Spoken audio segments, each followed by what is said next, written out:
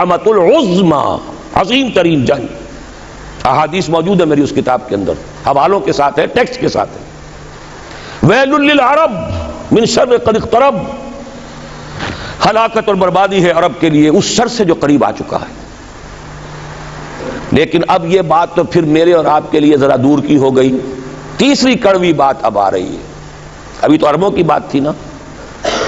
120 کروڑ میں نے آپ کو بتایا تھا کہ مسلمان دنیا میں ہیں، ان میں 20 پلس 22-23 ہوں گے عرب ہیں،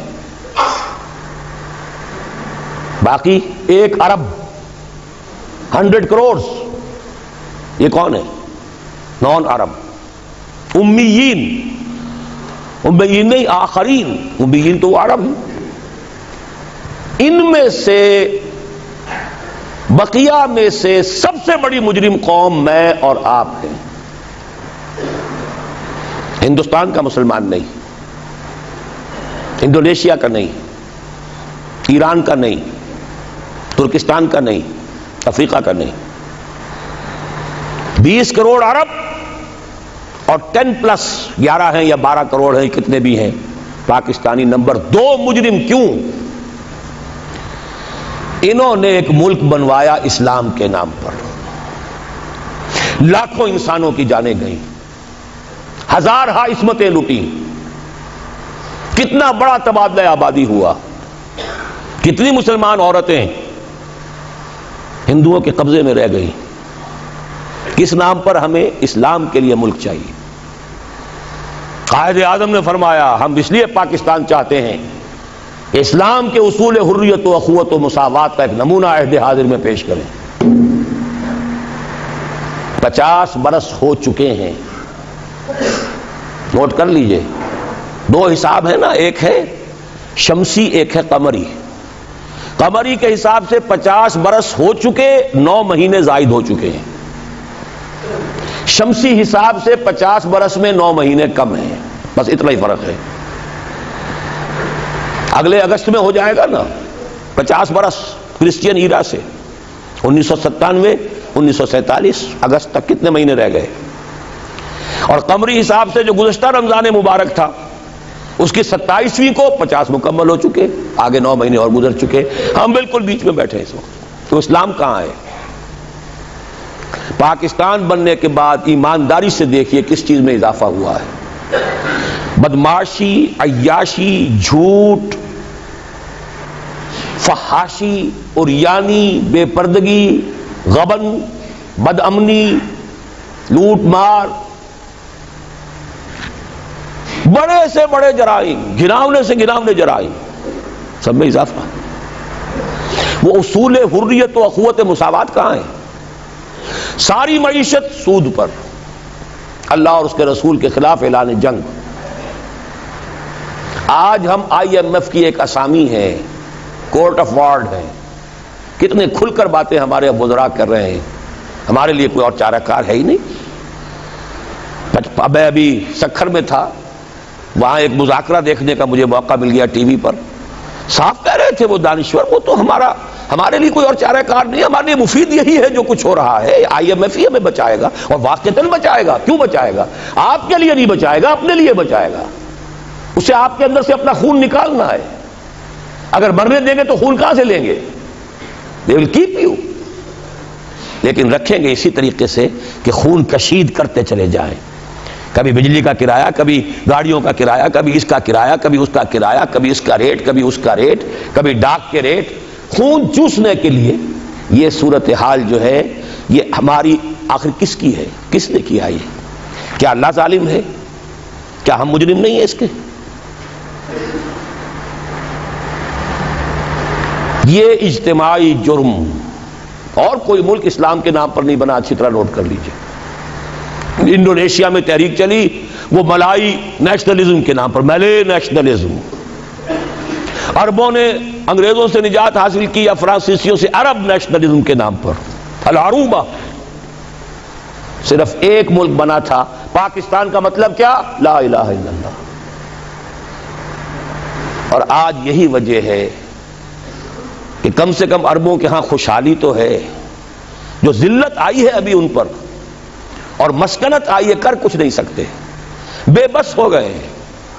جزیرہ نما عرب میں آج یہود اور عیسائی دندناتے پھر رہے ہیں، ان کے فوجی مراکز قائم ہو چکے ہیں، نجد کے پورے علاقے کے اوپر ان کا قبضہ اس وقت۔ ذلت ہی ہے نا، ہمارے ہاں تو بھوک بھی ہے، ہم تو اس سے آگے بات جا رہی ہے۔ ہمارے ہاں یہ مسئلہ اور آگے بڑھے گا تو کیا شکلیں ہوں گی۔ بھوکے بھیڑیے جس طریقے سے پیٹ پھاڑیں گے محلوں میں رہنے والوں کے اور کوٹھیوں میں رہنے والوں کے، وہ وقت دور نہیں ہے۔ یہ عذاب الہی کی شکل، جیسے کہ فرمایا گیا سورہ انعام میں، قل هو القادر ان يبعث عليكم عذابا من فوقكم او من تحت ارجلكم او يلبسكم شيعا ويذيق بعضكم بعض بعض۔ اے نبی ان سے کہہ دیجئے اللہ اس پر پوری طرح قادر ہے کہ تم پر کوئی عذاب بھیج دے تمہارے سروں کے اوپر سے یا تمہارے قدموں کے نیچے سے نکال دے، یا اللہ کو کوئی اور کام کرنا ہی نہ پڑے، تمہیں کو آپس میں ٹکرا دے، ایک دوسرے کی طاقت کا مزہ چکھائے۔ فرقے واریت ہو، صوبائی عصبیت ہو، لسانی عصبیت ہو، کبھی بلوچ اور پٹھان لڑ رہا ہوتا ہے کوئٹہ میں، کبھی کراچی میں، اب دوبارہ کیا شکل ہوگی اللہ ہی بہتر جانتا ہے۔ اس لیے کہ وہ جو مہرے جو ہیں، کبھی کوئی مہرے کو اٹھاتا ہے، کبھی اسی مہرے کو نیچے رکھ کر کسی دوسرے مہرے کو اٹھا لیتا ہے، نتائج تو بعد میں پتہ چلتا ہے نا۔ وہ تو اب کسی نے کہا ہے کہ پیسے فلاں جگہ سے لے کر فلاں کو دیے گئے، وہ تو آج حقیقت واضح ہو رہی ہے۔ تو اچھی طریقے سے سمجھ لیجئے کہ یہ سب عذاب الہی کی شکلیں ہیں۔ میرا تو اب تک کے ساری گفتگو کا خلاصہ کیا ہے؟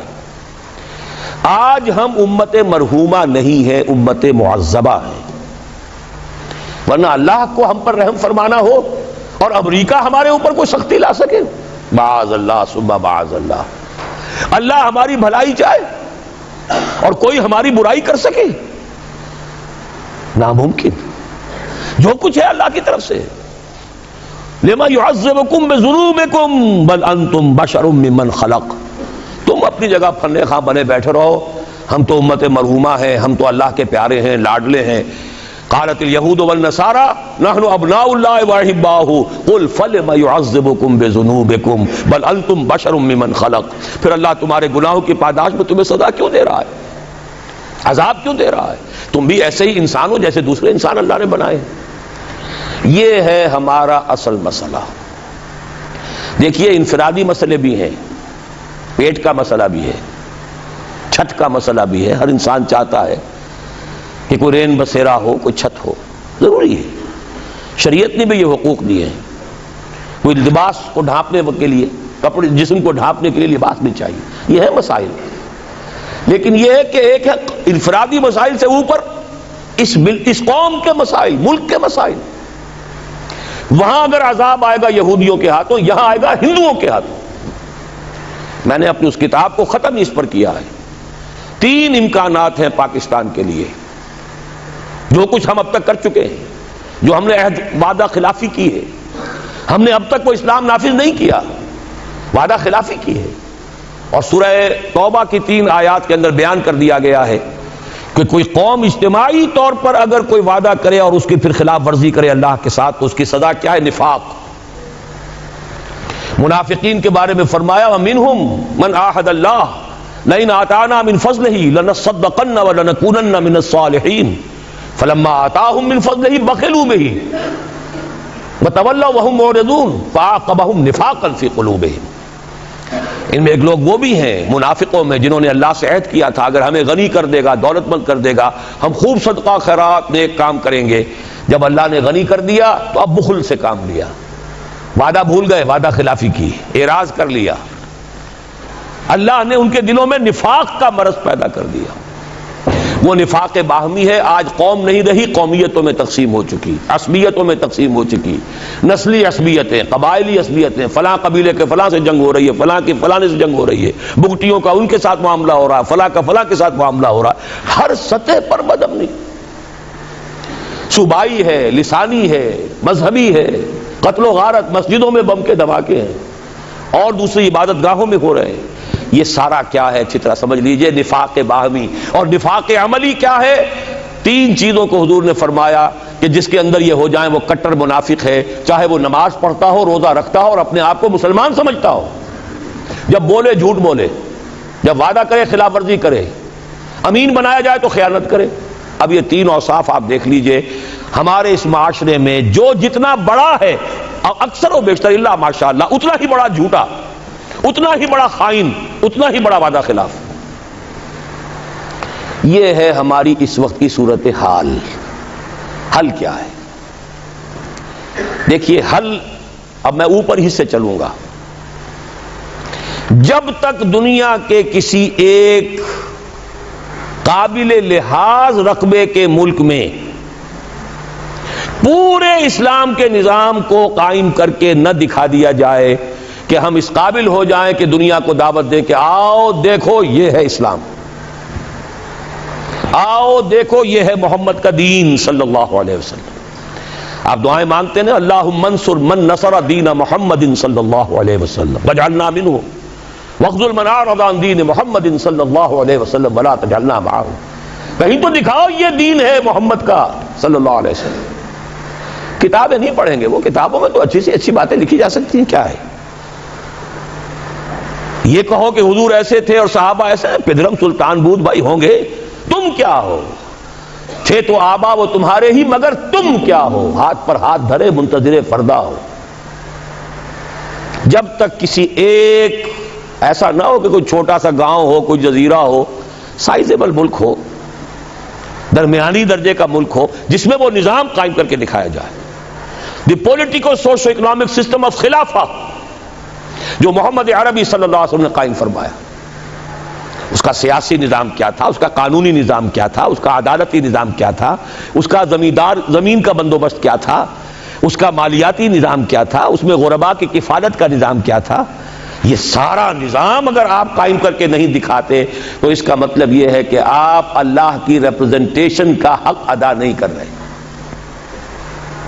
You are the representatives of Allah on this earth. کتاب آپ کے پاس ہے، قرآن آپ کے پاس ہے، نبی کے نام لیوا ہی نہیں، ٹھیکیدار آپ ہیں. سارے نبیوں سے افضل ہمارا نبی، سارے نبیوں سے افضل ہمارا نبی. یہ ترانے گانے سے تو نہیں بات بنتی. ذرا ان کا کوئی کردار، ان کے جھلک کوئی اپنے اخلاق میں، اپنے کردار میں بھی تو دکھاؤ، اپنے معاشرے میں بھی تو دکھاؤ. یقیناً افضل ہیں، اس میں کیا شک ہے. سید البشر ہیں، افضل المرسلین ہیں، اکمل الرسل ہیں، خاتم النبیین ہیں، کیا شک ہے اس میں. لیکن دکھاؤ تو صحیح بھائی. تو جب تک ہم یہ نہیں کرتے ہم مجرم ہیں. ہماری سزا شکلیں بدلے گی، پڑھتے رہیں گے کوڑے. اچھی طرح سن لیجیے. کبھی وہ کوڑا افغانستان میں ہوگا، کبھی وہ کشمیر میں ہوگا، کبھی اریٹریا میں ہوگا، کہیں فلپائنز میں ہوگا، کبھی چچنیا میں ہوگا، کبھی بوسنیا میں ہوگا، کبھی صومالیہ میں ہوگا، کبھی کہیں اور ہوگا، کبھی عراق میں ہوگا. وہ کوڑے پڑتے رہیں. ہے تو ایک ہی جسد ہے نا امت محمد کا. جہاں تک ذلت ہے، مسکنت ہے، بے وقاری ہے، وہ تو پوری امت کی ہے. باقی تو وہ اضافی کوڑے ہیں نا. ذلت تو ہے ہی ہے، ذلیل تو ہے ہی ہے، کوئی حیثیت ہماری ہے ہی نہیں. پوری دنیا کو کنٹرول کرنے والے G15 یا G7، اور کوئی مسلمان ملک جیسے ہم کہتے ہیں نہ 3 میں نہ 13 میں، نہ G15 میں ہے اور نہ G7 میں. کنٹرول تو وہ کر رہے ہیں. سیکیورٹی کونسل اور اس میں ویٹو ہے کسی مسلمان کے پاس.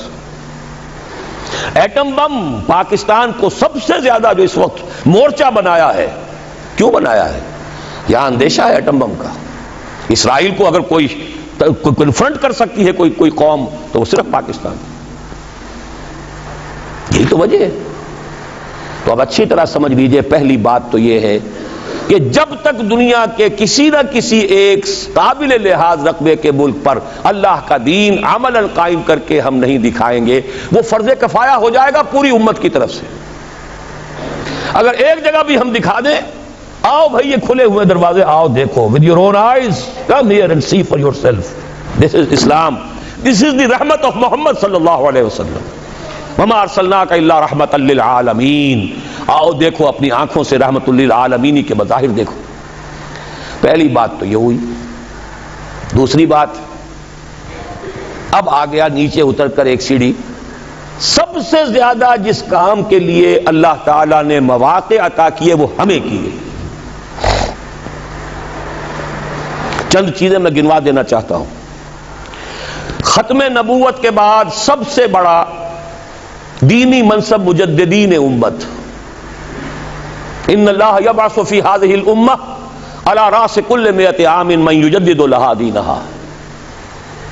1000 برس تک سارے مجددین عالم عرب میں آئے اور 11ویں صدی سے شروع ہو گئے ہندوستان میں. مجدد الفسانی رحمت اللہ علیہ، شاہ ولی اللہ دہلوی رحمت اللہ علیہ، سید احمد بریلوی رحمت اللہ علیہ، پھر 14ویں صدی میں حضرت شیخ الہند، علامہ اقبال جیسا مفکر، مولانا مودودی جیسا مصنف، مولانا الیاس جیسا مبلغ پوری دنیا میں کہیں نظر نہیں آئے گا. کوئی وجہ تو ہے، اللہ نے سلیکٹ کیا ہے. ان اللہ اصطفیٰ آدم و نوحا وآل ابراہیم وآل عمران علی العالمین. اللہ چن لیا کرتا ہے نا. پھر خلافت ختم ہوئی تو تحریک صرف یہاں چلی، کہیں چلی. اور کتنی غیرت تھی، کتنے لوگوں نے جیلوں کے اندر جا کر جو ہے جیلوں کو آباد کیا، کتنوں نے ہجرت کر لی، چلے گئے افغانستان چلے گئے. یہ تو اس صدی کی تاریخ ہے. بدقسمتی ہماری ہے کہ ہم اس سے بھی واقف نہیں. بولی اماں محمد علی کی جان بیٹا خلافت پہ دے دو، ساتھ ہیں تیرے شوکت علی بھی، جان بیٹا خلافت پہ دے دو. اس سے پورا ہندوستان گونج گیا تھا. گاندھی شریک ہوا، وہ تو جیسا میں بتا چکا ہوں وہ ایک ترک کے ہاتھوں خاد کام ختم کرا لیا. اب کیا کرو گے تم؟ مدعی سست گواہ چست. پھر پوری دنیا میں مسلمان ممالک آزادی ہوئے، بظاہر آزاد، حقیقتاً تو کوئی بھی ابھی آزاد نہیں. ظاہری آزادی جو ملی ہے تو اس میں صرف ایک ملک کے لیے اسلام کا نعرہ لگا، پاکستان کا مطلب کیا؟ لا الہ الا اللہ، کہیں اور نہیں. پھر پاکستان بنا ہے تو معجزہ، پوری دنیا مانتی ہے کہ معجزہ. کسی حساب کتاب میں نہیں، میری کتاب ہے استحکام پاکستان، میں نے ثابت کیا ہے تمدن، سیاست، ریاست کے کسی اصول سے ثابت نہیں کیا جا سکتا کہ پاکستان بننا چاہیے تھا. It is a miracle. پھر پاکستان بننے کے بعد اتنا بڑا میریکل ہوا ہے. 10 کروڑ تھے ہم اس وقت، مشرقی اور مغربی پاکستان دونوں کے ملا کر، اور 10 کروڑ عوام کی نمائندہ دستور ساز اسمبلی نے فیصلہ کیا حاکمیت اللہ کے لیے ہے، ہمارے لیے نہیں. قرارداد مقاصد، سروری زیبا فقط اس ذات بے ہمتا کو ہے، حکمراں ہے ایک وہی باقی بتان آزری. 1949 میں قرارداد مقاصد پاس ہوئی. 1950 میں اور بڑا معجزہ ہو گیا، آج اس کا ہم تصور نہیں کر سکتے. شیعہ، سنی، دیوبندی، بریلوی، جماعت اسلامی، اہل حدیث، 6 جماعتوں اور 6 فرقوں یا 6 مکاتب فکر کی ٹاپ کی قیادت، نیچے کے بچٹ بھئیے نہیں، ٹاپ کے لوگ، 31 علماء، اور انہوں نے دستور کے لیے 22 اصول دے دیے. اس پر ہم متفق ہیں، ہمارا کوئی اختلاف نہیں. مفتی جعفر حسین مجتہد، حافظ کفایت حسین ان کے سب سے بڑے اس زمانے کے واعظ اور ذاکر، ادھر مولانا مودودی جیسی شخصیت، سید سلیمان ندوی جیسی شخصیت، مولانا شفیع، مفتی محمد شفیع صاحب جیسی شخصیت، اور بریلویوں میں مولانا بدایونی، مولانا ابو الحسنات قادری لاہور کے، اہل حدیثوں میں ٹاپ کے، سب ٹاپ کی قیادت نے کہا کہ یہ ہمارے اصول ہیں. کم آن. تو سوچنے کی بات ہے، اس کے بعد کہیں کوئی بہت بڑی غلطی ہو گئی. بس غلطی کیا ہوئی ہے اچھی طرح سمجھ لیجئے. 2 غلطیاں ہوئی ہیں، پازیٹو نیگیٹو. پازیٹو غلطی یہ ہوئی کہ ہم نے راستہ انتخاب کا اختیار کر لیا نظام کو بدلنے کے لیے. جب تک جماعت اسلامی ایک سیاسی جماعت نہیں تھی، اس نے الیکشن میں حصہ نہیں لیا تھا، دستور اسلامی کا مطالبہ مولانا مودودی نے کیا لیکن تمام قوم نے اس کا ساتھ دیا. مولانا شبیر احمد عثمانی رحمۃ اللہ علیہ تو جماعت اسلامی کے نہیں تھے، انہوں نے پاس کروائی ہے دستور ساز اسمبلی کے اندر، ورنہ جماعت اسلامی کا تو کوئی نمائندہ نہیں تھا اس وقت اسمبلی میں. انہیں کوئی تعصب نہیں تھا کہ یہ جماعت کی طرف سے آئی ہے، نہیں، دین کی بات ہے، صحیح بات ہے. جب آپ الیکشن کے میدان میں آ گئے، اب معلوم ہوا کہ اب آپ نے مذہب کو، اسلام کو ایک پولیٹیکل ایشو، ایک کنٹروورشل ایشو بنا دیا. اس کے بعد کیا ہوا؟ تو چل میں آیا، آؤ نا ہم بھی سیر کریں کوہ طور کی. بریلوی علماء نے کہا تو ہم کیوں نہ چلیں آگے، سواد اعظم تو ہمارا ہے، ہمیں سب زیادہ ووٹ ملیں گے. اہل حدیثوں نے کہا ہمارے بھی کہیں کہیں پاکٹس تو ہیں، کوئی 1 آدھ سیٹ تو ملے گی نا. دیوبندیوں نے کہا ہمارے بھی علاقے ہیں بہت سے، خاص طور پہ سرحد میں بلوچستان میں تو ان کے بڑی سالڈ قسم کی جو ہے وہ ان کے فوٹنگز ہے پولیٹیکل. نتیجہ کیا نکلا؟ 4-5 اسلام ہو گئے. اسلام کے نام پر ووٹ تقسیم اور راج کرے گا خالصہ اور کرے نہ کوئی. جیت سیکولرزم کی. سیدھی سیدھی باتیں ہیں، یہ سمجھنے کی باتیں ہیں. اگر نہیں سمجھیں گے تو سیدھے راستے پر دوبارہ نہیں آ سکتے. نیگیٹو جو بات میں کہہ رہا ہوں وہ کیا تھی؟ دیکھیے سن 62 میں ایوب خان پہلا فوجی عامر اس ملک کا، اس نے آئلی قوانین بنائے. آئلی قوانین کو پھر میں گنوا رہا ہوں، دیوبندی، بریلوی، اہل حدیث، جماعت اسلامی، شیعہ، سب کی ٹاپ قیادت نے کہا کہ یہ دخل اندازی ہے اسلام میں، شریعت میں، یہ روز غلط ہے. بعض چیزیں ٹھیک ہے، بعض نہایت غلط ہے. لیکن یہ کہہ کے رہ گئے، ایجیٹیشن نہیں کیا. ایجیٹیشن کیا تو جمہوریت کے لیے کیا. یہ نہیں کہ نہیں یہ مذہبی مسئلہ ہے، یہ دین کا مسئلہ ہے، اس پر جمع ہو کر ایجیٹیشن کیا جائے، جانے دی جائے. اس کے کنٹراسٹ میں دیکھیے ہندوستان کا مسلمان شاہ بانو کیس حکومت کی طرف سے نہیں تھا، ایک عدالت کا فیصلہ آیا، شریعت اسلامی میں دخل اندازی ہو گئی پرسنل لاء میں، مسلم پرسنل لاء بورڈ بن گیا، ساری جماعتیں جمع ہو گئی. وہ تحریک چلائی ہے، کئی 100 مسلمانوں نے جانیں دے دی. بالآخر راجیو کی حکومت، خود راجیو کو گھٹنے ٹیک کر یہ قانون پاس کرانا پڑا لوک سبھا سے کہ ہندوستان کی کوئی عدالت انکلوڈنگ سپریم کورٹ مسلمانوں کے فیملی لاز میں دخل نہیں دے سکتی. ایک وہ ہے جنہیں تصویر بنا آتی ہے، ایک ہم ہیں کہ لیا اپنی بھی صورت کو بگاڑ. ایجیٹیشن دینی ایشو پر نہیں ہوا، ایجیٹیشن ہوا جمہوریت لاؤ، جمہوریت لاؤ، جمہوریت لاؤ. وہ جمہوریت آئی تو ذوالفقار علی بھٹو کی آئی. جب سیکولر لوگوں نے مل کر وہ تحریک چلائی اور دینی کارکن دینی لگے، محنتیں انہوں نے کی، جماعتیں وہ تھیں، لیکن یہ ہے کہ نتیجہ کیا نکلا؟ ایوب خان کی ٹانگ گھسیٹی گئی، بھٹو صاحب آ گئے. بھٹو کی ٹانگ گھسیٹی، ماشاء اللہ صاحب آ گئے. ماشاء اللہ کا کوئی معاملہ ختم ہوا. پھر یہ ہے وہ ایک وشس سرکل جس میں ہم گرفتار ہیں. گویا کہ اب ہمیں دوبارہ سوچنا ہوگا. جو وقت بھی میں کہہ رہا تھا، بات رک گئی میری اس وقت کہ میں نے اپنی اس کتاب کو معین کیا ہے، ختم کیا ہے، سابقہ اور موجودہ مسلمان امتوں کا ماضی، حال اور مستقبل. یہ 3 امکانات ہیں پاکستان کے لیے. میں نہیں جانتا کہ کیا شکل ہوگی. یا تو یہ ہے کہ اللہ تعالیٰ اس قوم پر بڑی بھلائی فرمائے اور اس قوم کو اجتماعی توبہ کی توفیق دے دے، جیسے حضرت یونس علیہ السلام کی قوم پر سے عذاب ٹل گیا تھا. عذاب کے آثار شروع ہو جانے کے بعد الا قوم یونس، یہ تو بہترین بات ہے جو ہم پسند کر سکتے ہیں، لیکن اس کی کچھ شرائط ہیں، کچھ کڑیاں ہیں، اس کی وہ میں بعد میں بتاؤں گا. آثار نہیں ہیں توبہ کے، کوئی آثار نہیں. دوسری بات یہ ہو سکتی ہے، اللہ نہ کرے، لیکن یہ کہ اس کو لیے بھی میں سمجھتا ہوں بڑے نفع کا سودا ہوگا. ایک دفعہ کوئی شیکنگ ہماری ایسی ہو کہ یہ جو حال مست اور مال مست جو ہیں ان کو دن میں تارے نظر آ جائیں ایک دفعہ. شاید اللہ توبہ اسی طریقے سے توفیق دے دے.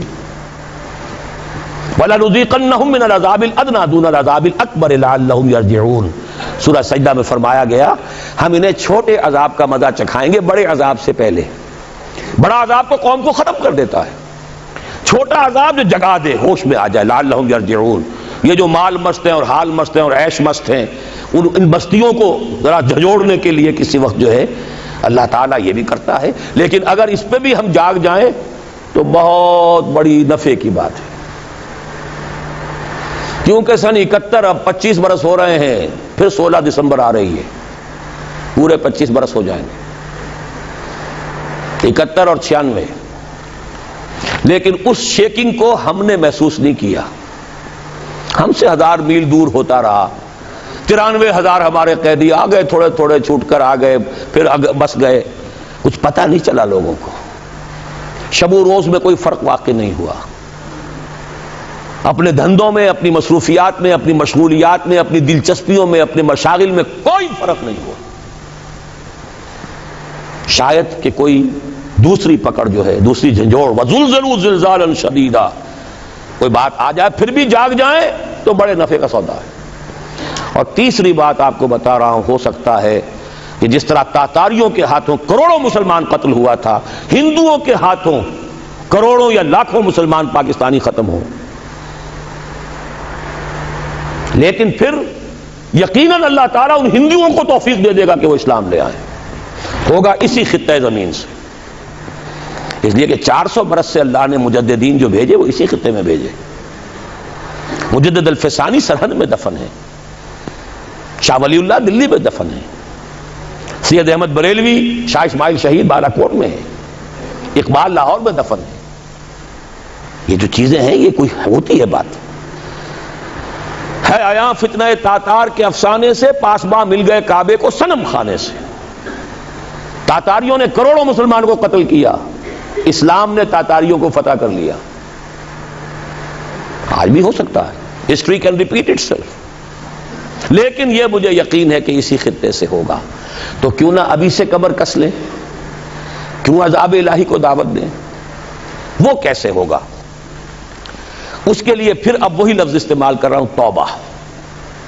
لیکن توبہ کو اب نیچے سے لے کے چلنا ہوگا۔ سب سے پہلے انفرادی توبہ، یا ایھا الذین آمنوا توبوا الی اللہ توبۃ نصوحا۔ اپنی زندگیوں میں دیکھیے کیا چیز خلاف اسلام ہے، کاروبار میں، معاش میں، دکانداری میں ملازمت کر رہے ہیں تو کوئی غلط چیزیں استعمال کر رہے ہیں، کوئی رشوت لے رہے ہیں، کوئی لوگوں کو پریشان کر رہے ہیں، کوئی سودی لین دین ہے، سود کے اوپر کاروبار کیا ہوا ہے۔ دیکھیے پوری طرح باریک بینی کر کے اپنی معاش اور معاشرت کو پاک کریں، تب توبہ ہوگی، ورنہ نہیں۔ آپ 1000 دانے کی تسبیح لے کر بیٹھ جائیں، استغفر اللہ ربی من کل ذنب واتوب الیہ، وہ توبہ نہیں ہوگی۔ توبہ ہوگی حرام خوری اور غلط کاموں کو چھوڑ کر۔ الا من تاب وآمن وعمل عملا صالحا فاولئک یبدل اللہ سیئاتہم حسنات۔ اور یہی سب سے مشکل ہے۔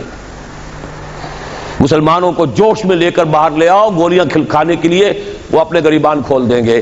اپنی زندگیوں میں تبدیلی کرنا یہ سب سے کٹھن۔ اپنے عیش کو منغص کرنے کے لیے تیار ہونا، اپنے کیریئرز، اپنے کاروبار، اپنی سہولتیں، اپنے عیش، اس کو مسجد تو بنا دی شب بھر میں، ایمان کی حرارت والوں نے، من اپنا پرانا پاپی ہے، برسوں میں نمازی بن نہ سکا۔ ختم نبوت کی تحریک ہو یا نظام مصطفیٰ کی تحریک ہو، چھاتیاں کھول کر لوگ گولیاں کھانے والے کون ہوتے ہیں؟ عام طور پر عوام الناس، جوش میں، جذبے میں۔ رنگیلا رسول کے اوپر قتل جس نے کیا کون تھا؟ ایک ترخان، ایک کھاتی، ان پڑھ، وہ تو جذبہ ان کا ہے جو جوش میں آ جاتا ہے۔ تو سمجھ لیجئے اس بات کو، انفرادی توبہ سے بات شروع ہوگی۔ افراد کے ہاتھوں میں ہے اقوام کی تقدیر، ہر فرد ہے ملت کے مقدر کا ستارہ۔ ہے کام کٹھن، پھر کہہ رہا ہوں، اپنی ذات پر اپنے گھر میں اسلام نافذ کیجئے، اپنے وجود پر اپنے گھر میں شریعت کی تنفیذ ہو، اپنی معاش اور اپنی معاشرت شرعی پردہ نافذ کیجئے۔ جن میں تارے نظر آ جائیں گے، بائیکاٹ ہو جائے گا، رشتہ دار ناراض ہو جائیں گے، آپ کے داماد ناراض ہو جائیں گے۔ کیسے ہو سکتا ہے میں اپنی سالی کے ساتھ پردہ کروں یا میری سالی میرے سامنے نہ آئے؟ کیسے ہو سکتا ہے وہ لڑکی جو ہے دیور سے پردہ کرے اور دیور کے سامنے نہ آئے؟ جبکہ حضور فرماتے ہیں الحم و موت، پردے میں تو سب سے زیادہ سختی جو ہے وہ انہی رشتوں میں ہونی چاہیے۔ ابھی کل آپ نے پڑھا ہوگا ایک نوجوان 20 برس سعودی عرب کے اندر سروس کر کے آیا، 4 بچوں کو ذبح کیا، اپنی بیوی کو بھی جلا دیا۔ کیوں جلا دیا ہے؟ اس سے آ کر کچھ پتہ لگا ہوگا نا کہ میں وہاں کیا کرتا رہا اور یہ یہاں کیا کرتی رہی۔ اس سے کم کے اوپر ظاہر بات ہے آدمی اتنا بڑا جرم نہیں کرتا۔ معاشرت ہماری بگڑی ہوئی ہے۔ آپ پیٹرو ڈالر کمانے کے لیے بیٹھے ہوئے ہیں، یہاں کیا ہو رہا ہے؟ کیا نہیں ہوگا؟ پھر آگ اور پانی کا میل ہو رہا ہے۔ تو پہلی بات ہے انفرادی توبہ، یا ایھا الذین آمنوا توبوا الی اللہ توبۃ نصوحا۔ اور میں آپ کا کان کھول کر بتا دینا چاہتا ہوں، اگر یہ نہیں تو کچھ بھی نہیں، اگر یہ نہیں تو بابا پھر سب کہانیاں ہیں۔ یہ کام نہیں کر سکتے تو پھر یہی ہے، کوئی آئے گا آپ کو واز پلائے گا، مجھے ووٹ دے دو، ہمیں ووٹ دے دو، ہم یہ کر دیں گے، ہم وہ کر دیں گے، ہم یہ کر دیں گے۔ ٹھیک ہے، آپ ان کے چکروں میں آ جائیے، آپ جو بھی چاہیے کیجئے، پیسے دے دیجئے، چندے دے دیجئے، ووٹ دے آئیے گا، ہوگا کچھ نہیں، پر نالا وہیں گرے گا جہاں 1951 سے آج تک گر رہا ہے۔ پہلا الیکشن پاکستان میں 1951 میں ہوا ہے، پنجاب کا صوبائی، اب یہ 96 ہے، 45 برس تو ہو گئے نا، پر نالا وہیں گرے گا، کوئی نتیجہ نہیں نکل سکتا۔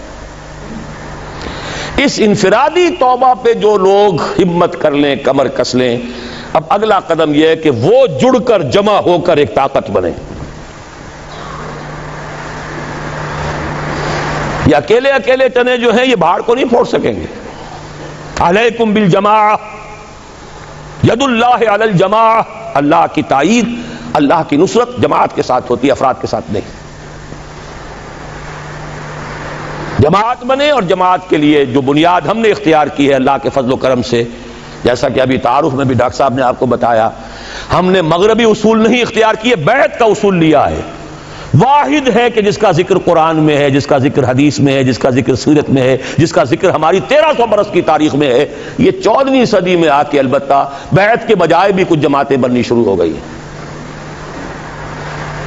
ورنہ شاہ سید احمد بریلوی کھڑے ہوئے بیعت کی بنیاد پر، حضور نے بیعتیں لی، بیعت عقبہ اولیٰ، بیعت عقبہ ثانیہ، بیعت رضوان، خواتین کی بیعت، خلفاء کی بیعتیں ہوئیں، خلافت ملوکیت میں بدل رہی تھی، حضرت حسین رضی اللہ تعالیٰ عنہ میدان میں آئے، بیعت لے کر آئے۔ یہ دوسری بات ہے کہ کوفیوں نے بیعت توڑ دی، یہ دوسری بات ہے، اس کا کوئی الزام حضرت حسین پر نہیں ہے رضی اللہ تعالیٰ عنہ۔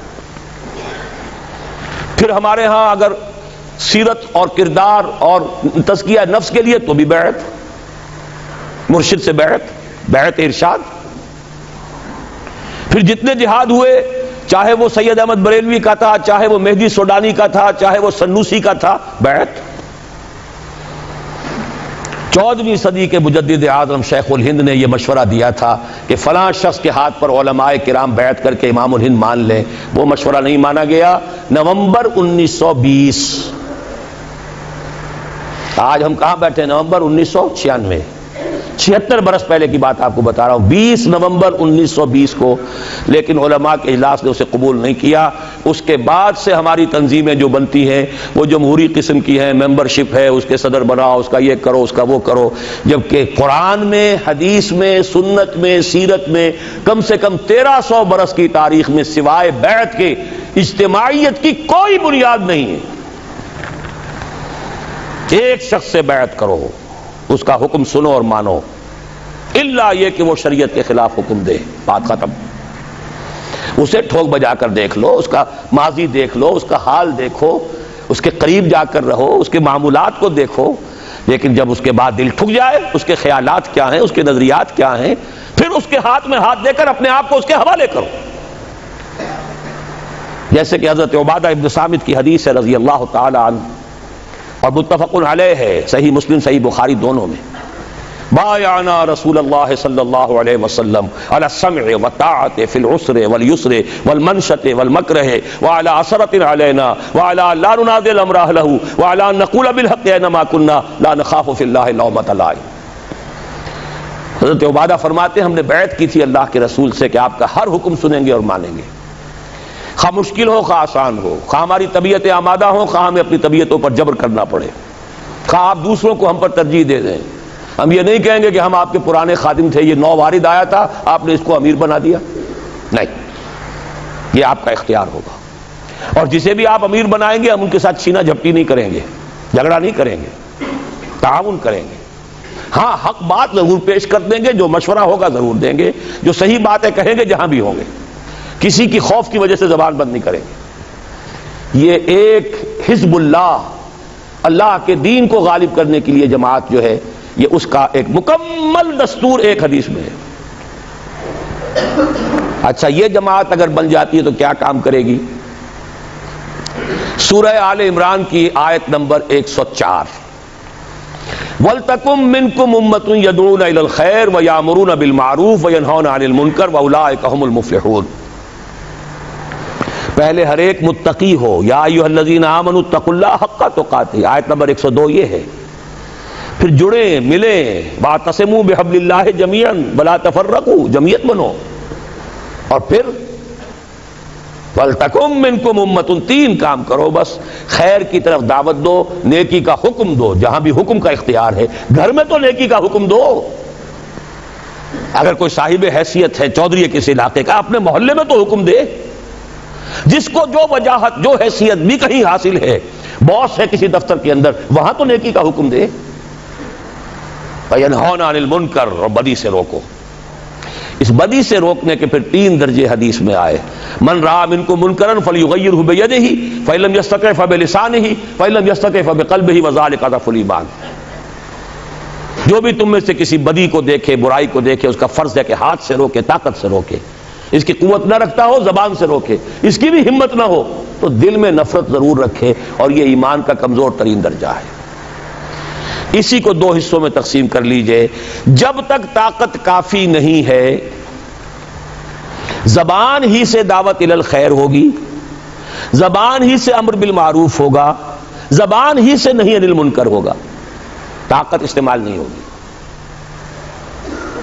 جیسے کہ حضور صلی اللہ علیہ وسلم نے پہلے دن کہا یہ بت سب بکواس ہے، یہ ان کی کوئی حیثیت نہیں، ان ہی الا اسماء سمیتموہا، یہ تم نے نام رکھ چھوڑے، ان کی کوئی حقیقت نہیں، کسی بت کو توڑا نہیں۔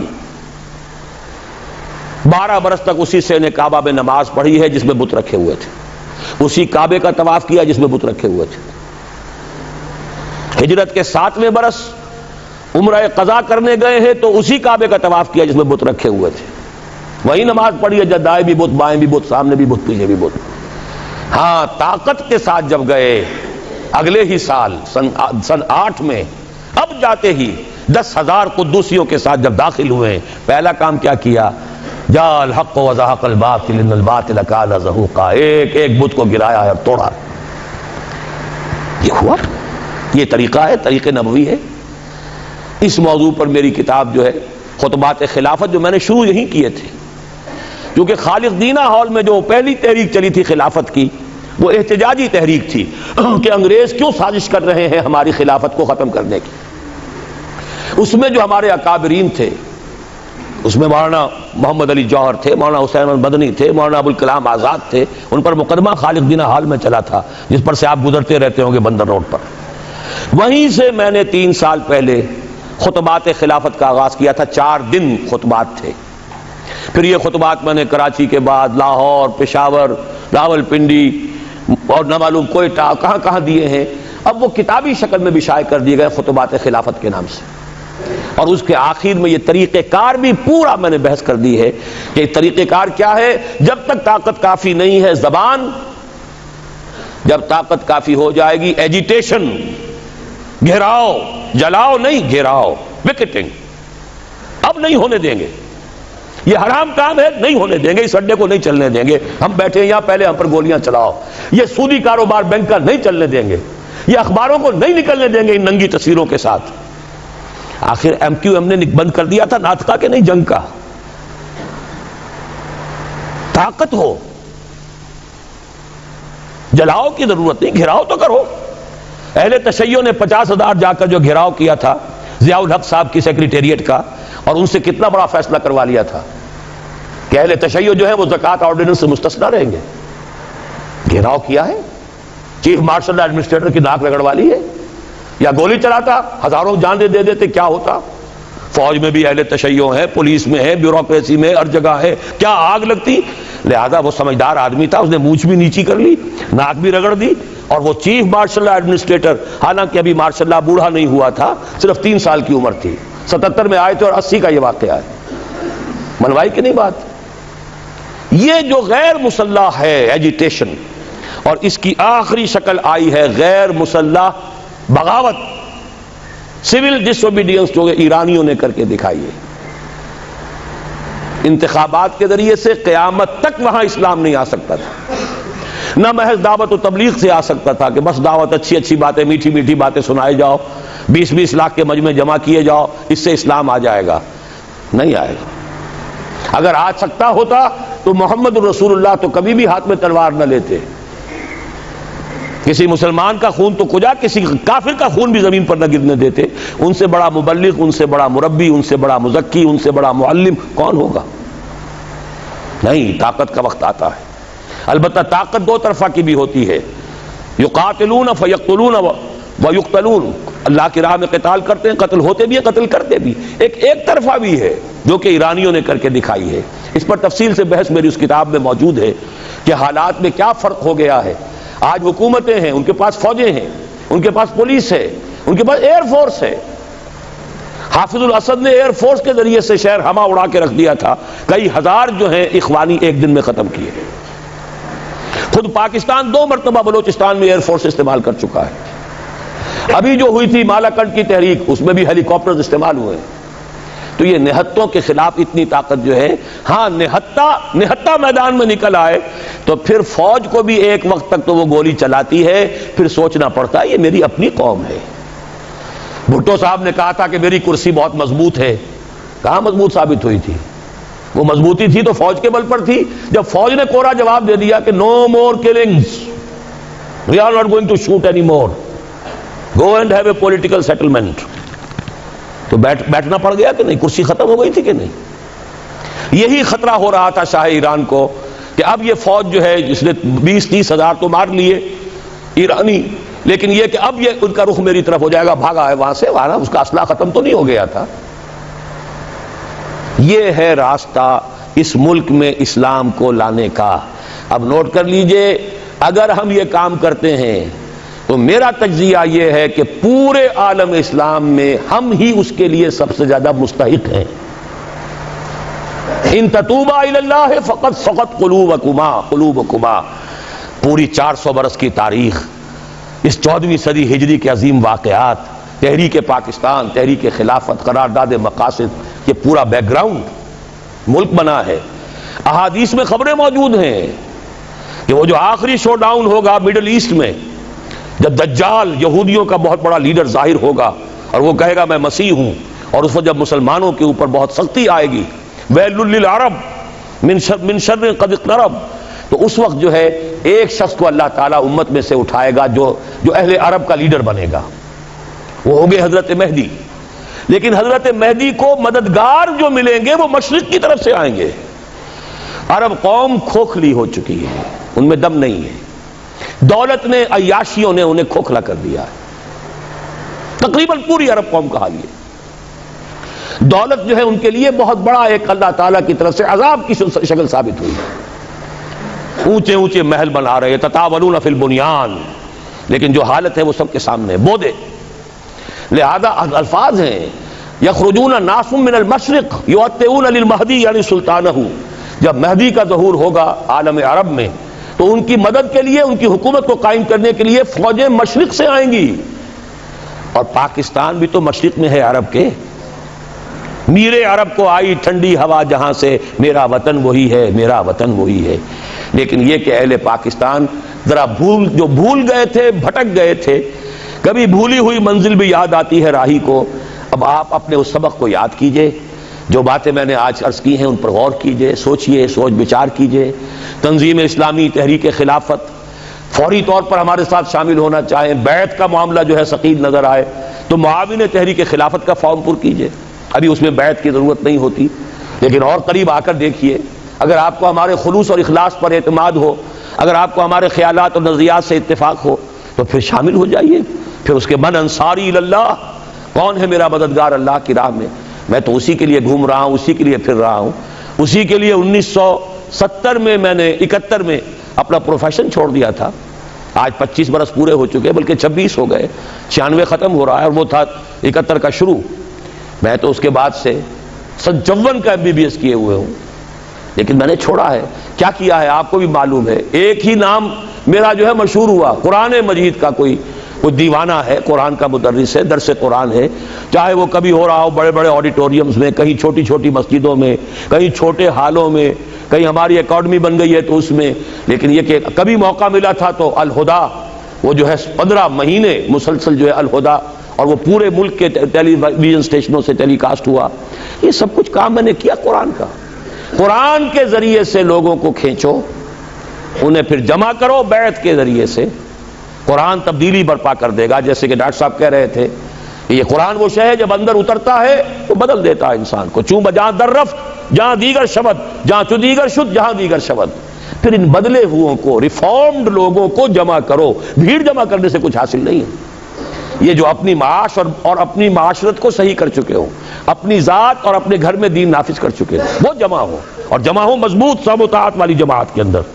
جب تک طاقت کافی نہیں، زبان سے دعوت بھی ہے، نہی عن المنکر بھی ہے، اور امر بالمعروف بھی ہے. جب طاقت ہوگی تو کسی دینی ایشو پر ایجیٹیشن کریں گے، اب یہ کام ہم نہیں ہونے دیں گے، یا ہم نہیں یا یہ نہیں، اور پھر نتیجتاً یا تخت یا تختہ.